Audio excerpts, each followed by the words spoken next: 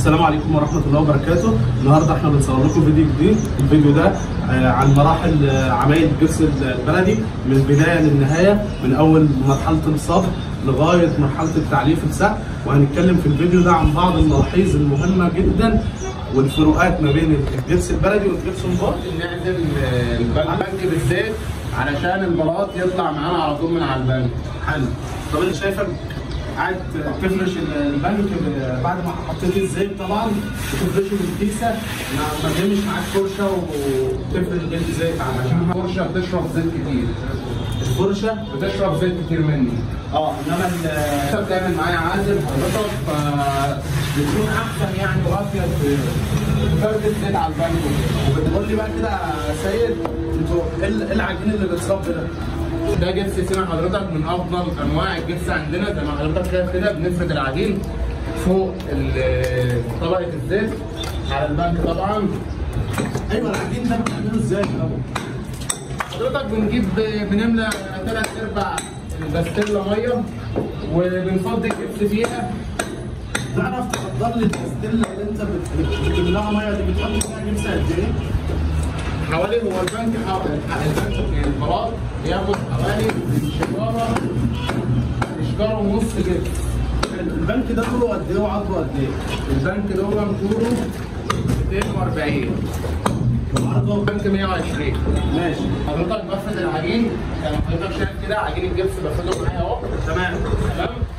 وببدا اجيب حته خشب او مسطره خشب زي دي كده. تمام. وبوزع العجين كله على البنك بحيث ان البنك يبقى ايه، مستوى واحد، مفيش حته عاليه ومفيش حته واطيه. تمام. زي ما حضرتك شايف كده اهو. الاول بفرده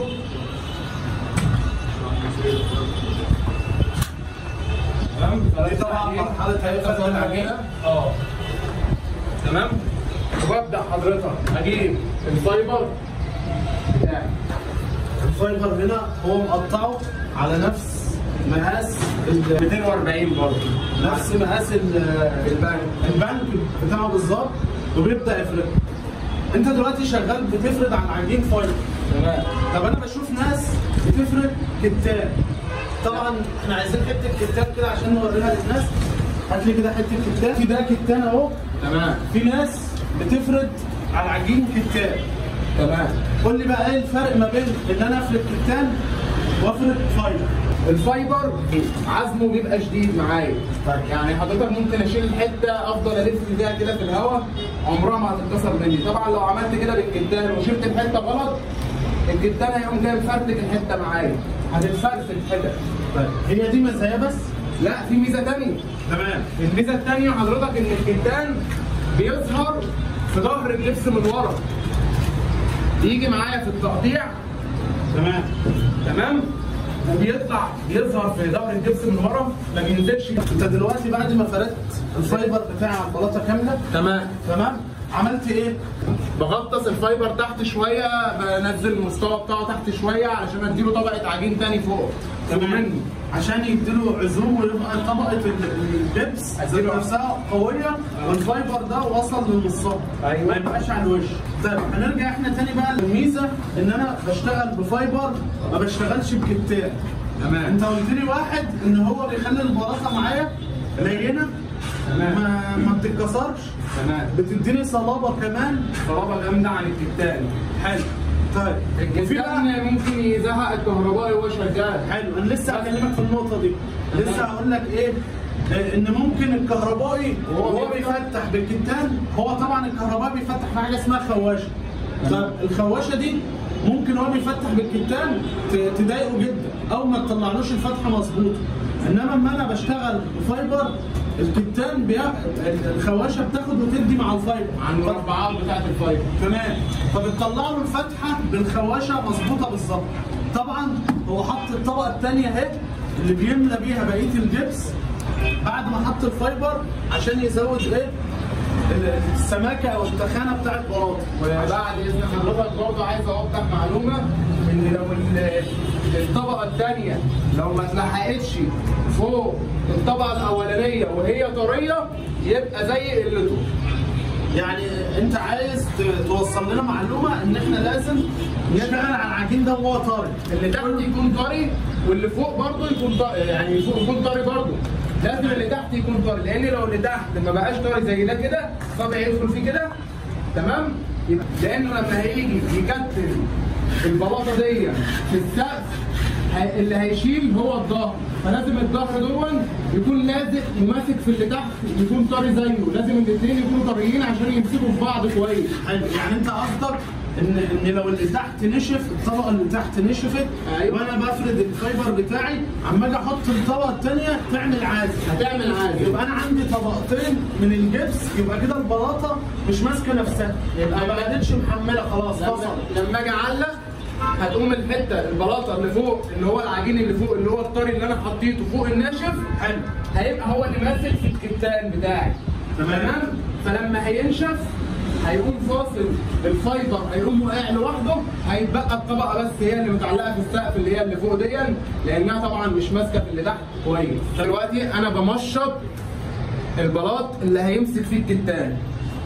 الاول انا شغال بمنشار، وضح كده للناس، وريني منشار من بتاع مكنه المنشار اللي بيقطع الخشب، تمام؟ بمشط بيه البلاط من ورا علشان الكتان بتاعي يمسك في قلب الجبس. يعني عشان تكتن هتقبل معايا جبس تاني، فهتبقى ماسكه كويسه جدا في السقف. وطبعا دي حضراتكم هتشوفوها في مرحله واحنا بنعلق البلاطات اللي احنا بنصبها دي في السقف. تمام؟ بعد كده ايه المرحله اللي جايه؟ المرحله اللي جايه هتبقى مرحله التقطيع بتاعي. طيب هتورينا كده انت بتقطع ازاي. دلوقتي طبعا احنا بعد ما عملنا مرحله التمشيط بتاع البلاطه الجبس، هندخل بقى في مرحله التقطيع. وممكن يتقطع بمنشطه، بس هو بيطلع معايا ناعم. طلع لي كده واحده سيد، بيطلع معايا زي ما احنا قلنا اهو، طالع المرايه طالعه نظيفه، وطالعه طبعا من غير روايش جانبيه بتاعتها. يعني احنا لو شغالين بكتان تلاقي الكتان مطلع روايش كتير جدا. تعمل ايه بقى بعد ما تطلع المرايات كده يا سيد؟ بعد ما بطلع المرايات بنشيل طبقه الزيت اللي احنا حطيناها زي ما حضرتك شايف كده. طبعا لو انا بضغط على الحته كده وهي معموله كتان، يعني احتمال 70% يكون في حته من الحتت دي من الاجزاء بتاعت البلاط كتان كتير. تمام. وانا بعمل كده ممكن تقطم مني، وانا بشيل طبقه الزيت. طبعا الكتان مش هيبقى في كل مكان، ما انتش ضامن ان الكتان يبقى في كل مكان، الا بقى لو استخدمت كتان كتير، وده طبعا هيهدر. طبعا الفايبر معروف ان هو حته واحده، وزي ما حضراتكم شايفين كده اهو طبقه الفايبر في النص. طلع لي برضه حته ثانيه كده، ثانيه اهي، كل اللي انا معايا تطلع على بعضها حته ماسكه كده اسمها هندسه اهي، بقطعها البطل دي حته كامله على بعضها اهي. انا قاصصها من النص، انا قاطعها من النص اهي، بس يعني الفايبر ماسك بعضه معايا. حته بتطلع على المرايه بتطلع ناعمه وكويسه جدا. بشيل طبقه الزيت بقى، طبعا اهم حاجه اشيل طبقه الزيت بتاعتي علشان لما اجي اظهر الشغل معايا تاني طبقه الزيت ده ما تعدلش معايا ايه الشغل. زي ما انتم شايفين كده اهي، بشيل طبقه الزيت معايا. هنكمل بقى معانا الفيديو. في اول مرحله احنا اتكلمنا ازاي بنصب الجبس وازاي بنصب البلاطات. في المرحله دي بقى هنتكلم ازاي بنعلقها، وهنشرح لكم الفرق بين بلاطه الجبس البلدي والجبس البوري. طبعا هنتكلم شرح في طريقه التركيب، وبرده في الماتريالات الفرق ما بينهم ايه. هنتكلم دلوقتي معانا المعلم حسن، هيشرح لنا كده واحده واحده هو ازاي بيوزن السقف وازاي بيشتغل ويبدا يعلق الجبس بتاعه. يبدا كده حسن اشرح. ده كده الميزان اللي بيظهر معانا، بناخد الوزن بتاعنا من عليه، هو الشرب بتاعه متشرب اهو، وابدا اضغط عليه بالمتر عادي. ممكن اعلق الميزان على السقف عادي، بس هو نوعا ما عشان ما يتبهدلش او ممكن يقع ولا كلام من ده، فده طبيعي. دي قياسه مظبوطه برضه، ودي قياسه مظبوطه. الشباب شغاله بجبس بلدي، فطبيعي ان الهدوم على طول كلها جبس، فهو بيحط الميزان في حته بعيده عشان ما يتبهدلش منه. تمام؟ نبدا كده بقى حسب نوزن ازاي السقف. نبدا نشرب السقف، يعني اللغه بتاعنا اللي هو 15 20 زي ما يكون، ايا كان الوزن ايه زي ما يكون. احنا بناخد اللقطه بتاعنا من على الخط الميزر كده زي ما انتم شايفين. اصلا حسن هيبدا يشرح تركيب بلاطات الفلات. يعني السقف ده هيتعمل فلات، هيتعمل فيه بس او هيدن لايت كده هيضرب على الحيطان بتاعتي. فاحنا اول حاجه بداها حسن عمل ايه؟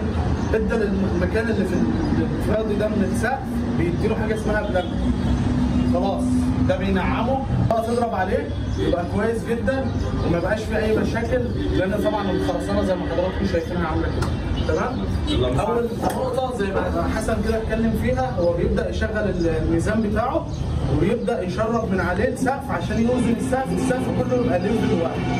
تمام؟ وريله كده يا حسن بتشتغل ازاي؟ السقف بتاعنا هو سايبين من فوق 12 سم من فوق، وزن قطعه جابت معايا 133. طيب انت ليه سبت 15 سم من فوق؟ 15 سم دول عشان يبقى الصوت بتاع السقف.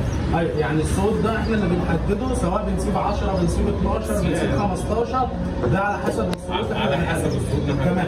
يعني هنوضح النقطه دي ان انت بتعلم الصوت بتاعك اللي هو سي مثلا 10 سم او 15 سم على حسب ما بيتوصل في السقف. تمام. وبعد كده بتاخد من اللاين اللي هو بتاع الليزر اللي جاي معانا دلوقتي ده، نقيس منه بالمتر نشرب على الاربع تجناب. على الاربع تجناب. تمام. كمل.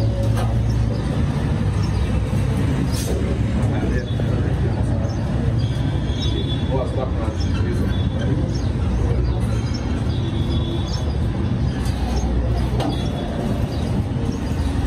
يبدا زي ما حضراتكم شايفين كده اللاين بتاعه ده على الاربع تجناب بتوع السقف.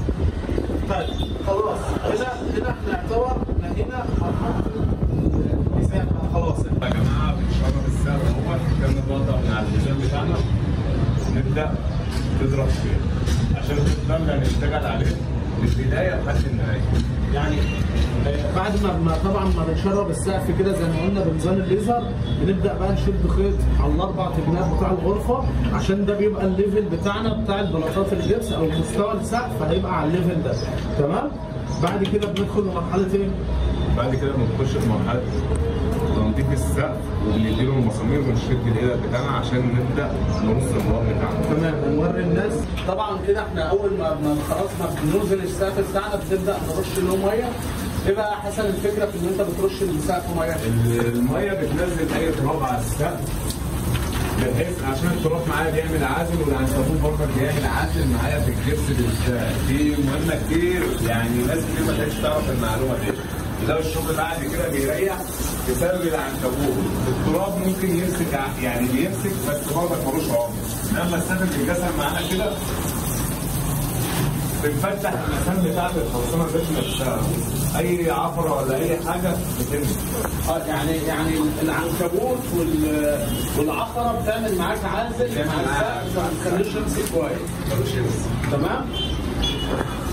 وكمان الميه بتدي للسقف عمر. بعد ما رشينا السقف ميه بنبدا ان احنا بقى نشد الدراعات بتاعنا اللي هنعلق عليها البلاط. اهم حاجه في شد الدراعات لازم الوزن بتاعنا تبقى مظبوطه على الشد اللي احنا واخدينه. نبدا احنا بقى بنشد الخيط على الدراعات بتاعنا على الشرب اللي احنا واخدينه. تمام. من الجنب هنا ومن الجنب هنا، نفس الحكايه من الجنب هنا ومن الجنب هنا، ناخد من الجنبين. وبعد كده بنبدا نقرب السقف عشان نبدا نركب المسامير ونعلق البلاط بتاعنا. طبعا انا معايا مسامير اهوت زي ما انتم حضراتكم شايفين، مسامير رأس شارب الخيط معايا من الجنب للجنب، وببدا لو الجنب فيه الدراع فيه حاجه بجمع الثلاث دراعات بتوعي مع بعض على خيط واحد. معايا المسمار بتاعي وزنه معايا اوطى اعلى، معايا ميزان اهو شغال عليه لغايه ما يظبط معاك على لغايه ما يظبط معايا على تمام. بعد كده المرحله الثانيه بقى نبدا نخرم عشان نعلق البلاط. احنا خرمنا دلوقتي السقف وهنبدا ان احنا نركب مرحله المسامير. ده مسمار جنش 16 8 من 8 تمام. بنبدا ان احنا نركب المسمار دوت عشان يشيل معانا الدراعات ديت، وغير الدراعات ديت واحنا شغالين احنا بنكتل معانا المسامير ديت في الشغل بتاعنا. تمام. نبدا نركب المسمار اهو. لازم الفشر يخش شق ما يبقاش فيه هواء. زي كده. مسمار بيشد سلك معانا عشان نعلق عليه، يبقى شايل الدراع معانا كمان. يبقى احنا استخدمناه مرتين، مره في الشغل بتاعنا اللي احنا بنقوي على الشغل بتاعنا بيه، والمره الثانيه اللي انا ضمنت الدراع بتاعي من نص مع الانترنت الطويل دوت ما يدينيش نسبه تغيير. كده احنا بعد ما وزننا السقف بتاعنا بدأنا نحط البلاط اللي احنا مصبينه طبعا في بداية الفيديو ده معانا. بنبدأ بقى بعد كده يا حسن نعمل ايه؟ ندي البلاطه بتاعنا شويه ميه بس كده عشان يبقى ايه نتفاعل مع الجبس بتاعنا الاثنين يعصروا في بعض، لان الجبس طبيعته بيحب الميه. لازم نديها ميه عشان تبقى لينه معايا وتقبل معايا الجبس اللي هنحطه عليها دلوقتي اللي هيمسك تمام. بنمسكه بقى ازاي؟ بنمسكه دلوقتي انا هشرحكم الطريقه اهوت. احنا بنعمل اربطه الكتان نشتغل بيها على الوضع دوت. نبدا نخليها تشيل عجين معانا بالجبل ده، العجين اللي احنا عاجنينه اهوت اللي احنا بنشتغل بيه. نبدا ان احنا نخليها تشيل الجبس اللي على الرباط الكتان يشيل جبس. تمام. وبيبدا اهو يكتل السقف معانا واضح كده في الفيديو.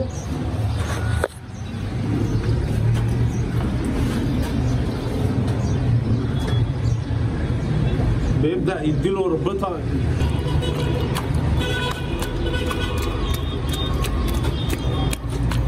الزاويه عشان البلاطه معايا الليد لما يجي يركب عليها ما تبقاش البلاطه ضعيفه. تمام. عشان ابقى مقوي الجنب دوت كده، الجنب من هنا مكان ما يركب الليد، بحيث لو في اي حاجه يبقى هو متقوي. لو ما حطيتهاش هنا ديت هتبقى ضعيفه. تمام. لازم تتجزأ الشغل كله يتقوى بالطريقه دي.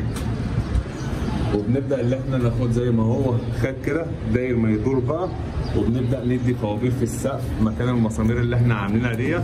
هننقل على سقف احنا لسه شغالين فيه، بس هو يعتبر الكابتن عشان نوري لحضراتكم طريقه التكتيم بالظبط او تثبيت السقف وتقويته عامله ازاي. طبعا احنا نقلنا على سقف ثاني اهو عشان نوري لحضراتكم سقف لما اتعمل فلات او اتصب فلات واتكتل. السقف ده لسه ما اتكملش. طبعا حضراتكم اكيد شايفين اللحامات. هات كده التليفون عشان نوريهم الكتان. طبعا ده السقف بتاعنا من فوق. قول لي بقى يا معلم حسن ده انت وصلت له ازاي؟ الغرفه الثانيه احنا بنكتل وبنبدا نشتغل. انا هنا الشغل دوت هيركب عليه ليد بروفايل وليد ماجنتيك، فلازم الشغل دوت يتقوى زياده عن اللزوم عشان هيشيل احمال. السقف بقى بعد ما بيتكتل كده ايه اللي بيحصل بقى فيه بعد كده؟ بعد ما بيتكتل احنا بنقفله بقى خالص الشغل بتاعنا، وبنبدا بقى اللي احنا نستخدم الجناب بتاعنا نوحدها كلها، نخلي جريمه واحده من الجناب من هنا ومن هنا، بحيث ان انت لما يجي يضرب على الحيطه يبقى في تنسيق في المقاسات بتاعنا، يبقى كله طالع على حذاء واحد، مفيش حاجه داخله جوه، مفيش حاجه طالعه بره، يبقى الشغل بتاعنا استريح. اللحامات ديت عامه هي السقف كده كده له وش كلمه لسه في الاخر، السقف بيتدهر كله بيبقى بلاطه واحده. بيتدهر ازاي او بيتدهر بمصيص او بلانكو ناعم او كمازيب على السقف على حسب الصنايعي اللي شغال. يعني في صنايعي بيشتغل بجبس، وفي صنايعي بيشتغل ببلانكو ناعم، وفي صنايعي بيشتغل بكمازيب، على حسب السقف معايا ما عايز، وعلى حسب الصنايعي اللي شغال وخدمته في الحاجه اللي هو بارع فيها. تمام. يبقى هو الصنايعي برضك يعني الماده اللي هو بارع فيها اللي هو بيعرف يخدمها كويس، فبيبدا بناء عليه اللي هو يشتغل. شويه اسئله كده او عيوب بنلاحظها، فعايزين ننصح الناس او نعرف الناس ايه اللي وصل الناس للعيب ده. يعني اوقات بتدخل على شقق تلاقي ان السقف معمول جبس بلدي مثلا، وتلاقي ان الجبس مشرخ. تمام. ده ايه عيوبه؟ هي عمليه تنديد، لان عندنا هنا في الابراج عامه عندنا هنا كل ما العماره شغل في الشطه كل ده احمال بتزيد عليه. فده طبيعي من الشغل لما بيكون متقوى زياده عن اللزوم، اللي هو بيجي على اضعف حته في الكبس يبقى فيه تنميل خفيف كده. هل بقى التنميل ده له علاج؟ ده اللي انا لسه هسالك فيه. يعني عندي حساباتي ان في ممكن تمددات، فعشان ما اخليش بعد كده كعميل مشطب شقته وخلاص مفنش هيجي يقعد في الشقه يلاقي فيها تنميلات. بعالجها انا ازاي او بعمل حساباتي في ايه فيبدا التنميلات دي ما تظهرش عندي خالص في الشغل. التنميلات ديت احنا بنسيب الشغل بتاعنا يريح خالص لحد ما ينتج ميته ويبدا ياخد وضعه في التاريخ بتاعه خالص، وبعد كده بنخش عليه قبل ما النقاش بيخش بنبدا نديله تيم شروكات زي بتاع الجبسون بورد كده. تمام. بنبدا ناخد الحاجات اللي هي فيها التنميلات نقوم شادينه عليها كده احنا عالجنا العيب. شرحنا للناس طريقه تركيب او عمايل اصلا من البدايه الجبس البلدي. بما انك اشتغلت في الجبسون بورد، ايه تقدر تقول لي ايه الميزه في الجبس البورد وايه الميزه في الجبس البلدي؟ جبس البورد سريع نضيف. الجبس البلدي ميزه بقى الجبس البلدي ايه؟ الجبس البلدي بيتميز بتاعه بالصلابه بتاعه اللي هو قابل للميه، مهما نديله ميه هو ما يزعلش من الميه. الجبس البورد لو خد ميه الميه بتزعله يدي اخونا. الخامات بتاعه على حسب الصنايعي، مش كل الصناعيه عندها ضمير، يعني الصنايعي بيجيب اقل خامات لان بيبصوا للسعر مثلا اللي هو رخيص فبيضطر اللي هو يجيب اقل خامات عشان يشتغل فيه. تمام. بيظهر عيوبه بعد ما الشغل بيخلص خالص، لو مسمار ريح ولا حاجه ريحت من مسامير ولا كلام من ده. عمر الجبس البلدي اقوى وامتن، غير ان تخانه البلاطه اللي انا بصبها في الجبس البلدي بتبقى اضخم وامتن من الجبسون بورد. دي برضه مزايا وفي عيوب. طب هنقول عيوب مثلا الجبس البلدي بياخد وقت في الشغل. يعني اي صناعي عشان يعمل شقه او يشطب يبدا يشتغل في شقه زي دي جبس هتاخد معاه وقت كبير. طب الجبس البورد لا طبعا اسرع سرعه، يعني ممكن نخلص الشقه دي كلها في 3-4 ايام. الجبس البلدي لا بياخد وقت، لان بياخد وقت في التجهيز والصب وبياخد وقت في التعليم. تمام؟ دي كده بعض الفروقات. طبعا من ناحيه النظافه الجبس البلدي بيبهدل الشقه معايا جبس، تلاقي الشقه دايما متبهدله جبس. وطبعا الشقه دي لو مثلا بصينا على الارض كده، خلي الصوره معانا الفيديو كده على الارض، تلاقي الارض كلها جبس. طبعا ده غلط في البلاط، فلازم قبل ما انا اشتغل على البلاط انضف الارضيه تماما من الجبس، لان الجبس بينفش تحت البلاط تلاقي البلاطه نطرت. تمام؟ الجبسون بورد طبعا نظافه، فما بتلاقيش الدنيا متبهدله، ما بتلاقيش الشقه متبهدله، ما بتلاقيش في جبس في الارض كتير. ناس كتير بتسال انا اشتغل جبسون بورد ولا جبس البلدي؟ عامة يعني وحضرتك هندسه الجبس البلدي ازاي الجبس البورد الجبس البلدي لو جينا نقارن ما بين ده وبين ده اقل تكلفه هو الجبس البلدي وخدمته احسن من الجبس البورد.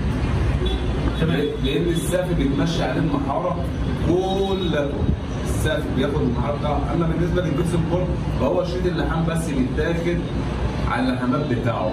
اصبح لو في مسمار معاه مهول ولا في اي حاجه كل ده بيبقى عيوب في السقف. انصح الزبون بايه؟ انصحه ان هو يشتغل جبسون بورد ولا جبس بلدي؟ لا طبعا جبس بلدي طبعا هو الاساس. يعني جبس بلدي من ناحيه ان هو امتن، من ناحيه ان هو سعره ممكن يكون ارخص، من ناحيه ان هو كنظافه جبس البلدي طبعا خدمته. انتظرونا في بقيه الفيديوهات، هنتكلم عن جميع المراحل، هنتكلم عن كل الماتريالات اللي بتستخدم في التشطيبات، وهنتكلم برضو عن فروقات سريعه كده ما بين الماتريالات وبعضها. انتظرونا في الفيديوهات اللي جايه، ولو عجبكم الفيديو ده اعملوا لايك واشتركوا فيه.